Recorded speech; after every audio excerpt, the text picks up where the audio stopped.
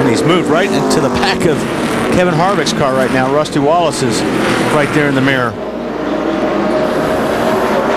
So there's your championship leader, Kurt Busch, running now in front of one of his title rivals, Jeff Gordon.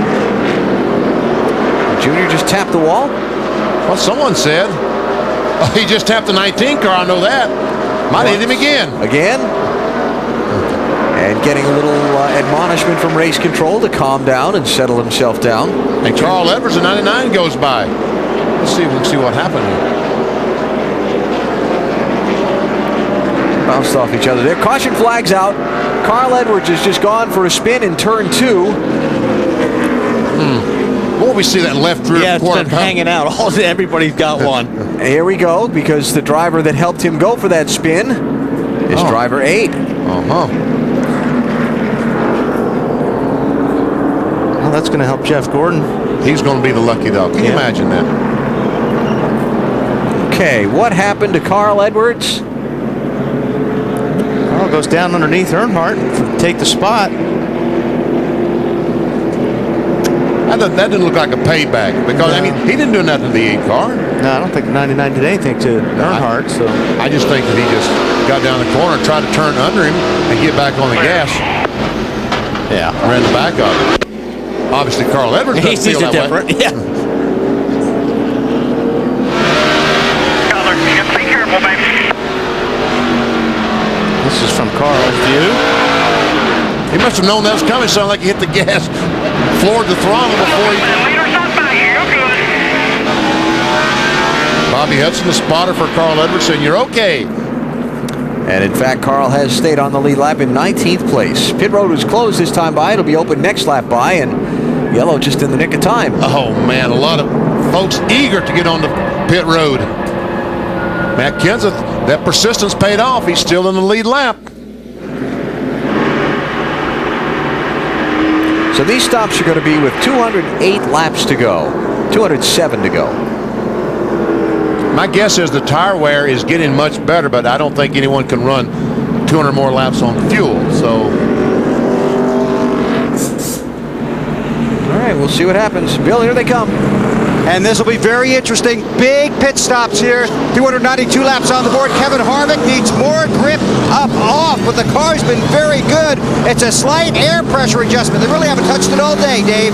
That was a good run for Mark Martin. His car came in at the end, which is what you want. He moved all the way to 6th. No chassis adjustments on the car, no air pressure adjustments on the tires, just 4 new ones. Matt? The wedge adjustment really hasn't seemed to help Rusty Wallace's car. They're going to make an air pressure adjustment in the right rear, working on his 8th Martinsville victory. Marty. Matt Sterling Marlin hits pit road running 7th, 2 times at the start of the run. He said it actually was pretty good at the end of the run. 1 round down on the right rear wedge bolt, trying to loosen that car up just a bit. But they're very good at the end of the run. Oh, we got guys bouncing off each other in pit lane. Casey Kane and Jeff Green got together and nailed Terry Labonte.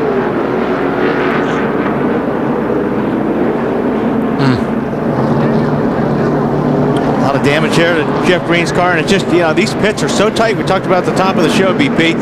Watch when these guys leave. Watch Terry Labonte leave. The 43 comes out. 9 gets squeezed in by the 99 of Carl Edwards. Then Terry Labonte gets tagged in the right rear. They're only 4 wide on a 3 wide racetrack, so looks like everybody got away with it. And off the pit stops, Kevin Harvick out first. Green flag is out as we come back to Martinsville. Almost at 300 laps in the Subway 500. Kevin Harvick is the leader. Kurt Busch is second. Rusty Wallace, Jimmy Johnson, Jeff Burton, the rest of the top 5. And this is the tough place to be on the lead lap and have the lead lap cars down on the inside, because it's so hard to pass on the outside. As you see, actually, Busch lost a spot to Nemechek there. yeah, he's finally just said, okay, Joe, go ahead, and we'll see if you're fast enough to stay in front. Okay, I'll go ahead, but respect me as a leader when you come back and let me by in case I run up on the back of you. Matt. Well, I've caught up with Ray Everdam. Ray, some incidents or close calls here on pit road. You've had some conversations with the 43 team. Tell me about them. Well, just, really there was an accident leaving. That was an accident, but then felt like those guys getting out a second time, Jeff run Casey up against the fence there. Accidents happened the first time, and I just went over and told them guys, look, Hell, and that first time was an accident. Don't be messing around like that on pit road. And I don't know what happened after that, but there was no pushing or shoving from our part. You know, point is, accidents happen, nobody got hurt, but there's no reason to be doing something on purpose to retaliate afterwards. That's what made me mad.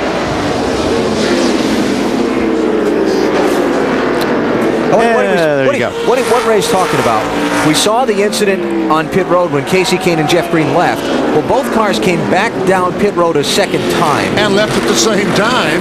And this time the 43 car tried to run the 9 up into the outside retaining wall, coming off pit road. Well, also, when 43 went into his pit, the 9 hit pit, the 43 went around, and the 43 cut it awfully close to the right front of that car. So, you know. That would be the view from Ray's perspective. This is the second step. Yeah, what? Okay, well, they're already in. But see, even before that, when they came in, the 43 came very close to the 9 when he entered his pit.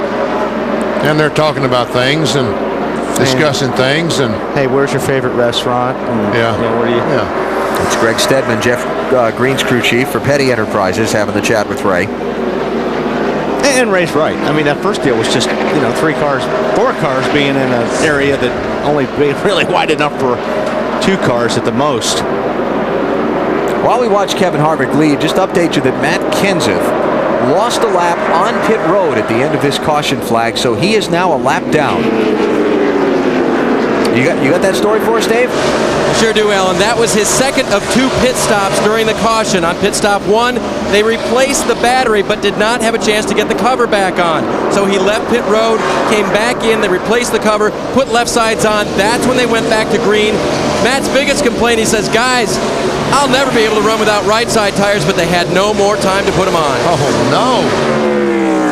So there you see he's back in 30th place and a lap down. Wow. And got a big hole to dig out of. Yeah. He is the lowest running of the championship chasers. In fact, the only one not on the lead lap at this point. Jeff Gordon is 21st position, but on the last caution flag, he was the recipient of the lucky dog, getting back on the lead lap.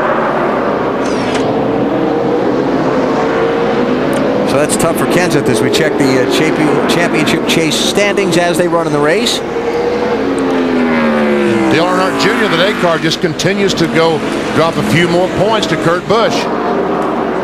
Matt Kenseth, remember, had troubles last Saturday night in Charlotte on a couple of different occasions, overcame them for an 11th place finish on the lead lap, but now he's got another hole to dig out of here in Martinsville today.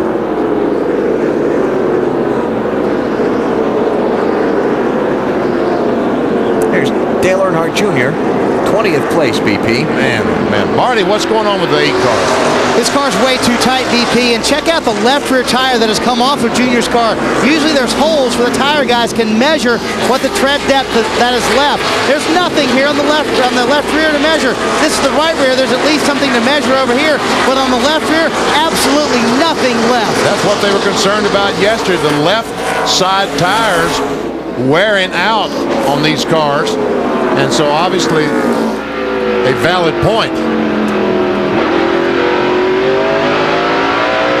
Grill area all caved in on Jeff Gordon's car there behind him? Just a little bit.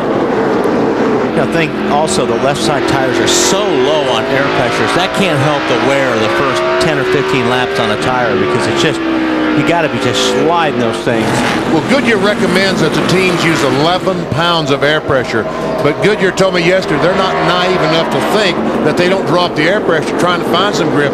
And see, we know that teams are in single digits, 8, 9 pounds of air pressure on the left side. I mean, it looked like they're flat. Look at Junior's left rear tire when he's going down the straightaway on the gas. The thing looks like it's flat. Problem for Junior and Jeff Gordon here as they race for 20th place. They've only got less than a half a lap before they're caught by leader Kevin Harvick. And we've only been racing since the green flag waved for a few laps. Yeah, lap 297 the green waved. 17 laps of racing and they're already half lap down. More than a half lap down. Well, that struggle of a season it's been for Kevin Harvick. I think it's a fair word, struggle, huh? Oh, yes. Those guys have. Not had too much luck. Just 4 top 5 finishes this whole season. I don't think any of us would have expected them to have that few this year. Certainly Kevin and his team didn't expect that. I talked to Todd Berry, the crew chief, on this 29 car this morning, and he said they felt like they were going to be pretty good today. And I told him yesterday watching the car in happy hour, it looked like that the car was very good, and it looked like it was a racetrack that mechanical thing, springs and shocks, that they were okay. So I said that tells me that maybe you're struggling with your body on the big tracks. Did he agree? Yeah, I think. You think? I think. Without saying so many words? Yeah. Kevin Harvick, a 4-time NASCAR Next L Cup winner, made an interesting announcement on Friday night. Opened up, kind of had a public unveiling for the press and so on, of a new 50,000 square foot race shop for the team that he owns, Kevin Harvick Incorporated. He's going to field a NASCAR Craftsman Truck Series entry next year, as he has this year, but Ron Hornaday is going to drive it next year. But he's also going to run a NASCAR Busch Series team full-time with Tony Stewart and Tony Raines going to split the races between them. Sounds good. Kevin's a busy boy. Got a lot of things going on racing. Now, how about second-place driver Kurt Busch? He's fallen almost 2 seconds back. Matt? Kurt says the front tires are just not gripping. That's what he's telling Jimmy Finnegan's crew chief. They took a quarter pound out of both rear tires and made a wedge adjustment. Jimmy also told Kurt that the left front is showing a lot of wear compared to the other 3 tires. And also, he just came back on the radio and says, it is tight from the center off. We're going to put the air back in the right rear they took out the last stop. Well, you know, that left front wear, Matt, that's a good thing if you can wear a left front tire out at Martinsville, I think, because that means you got your left side in the racetrack. Oh, trouble, turn 1. Scott Riggs has gone around. And there's a piece of debris coming off turn 4. It's the rear tail panel off the 42 car of Jamie McMurray. That's actually what they called the caution for, Benny. And at the time they called the caution, Scott Riggs got bumped and spun around and has got some troubles. What is this, number 9? Caution 9. Jimmy Howell using that right arm today a great deal.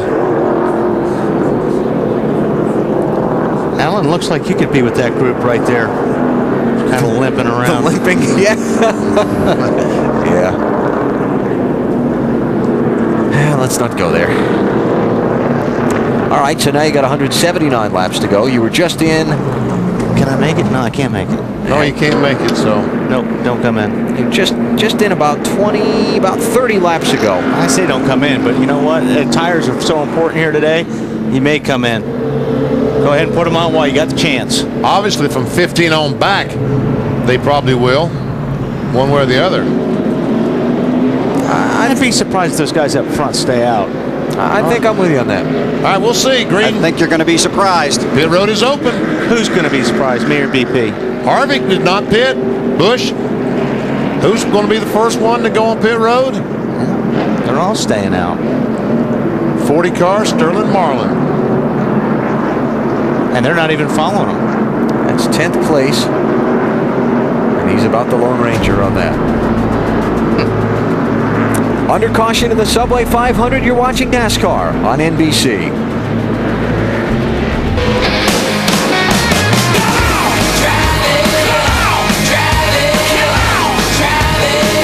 Come on, you're clear. You got him.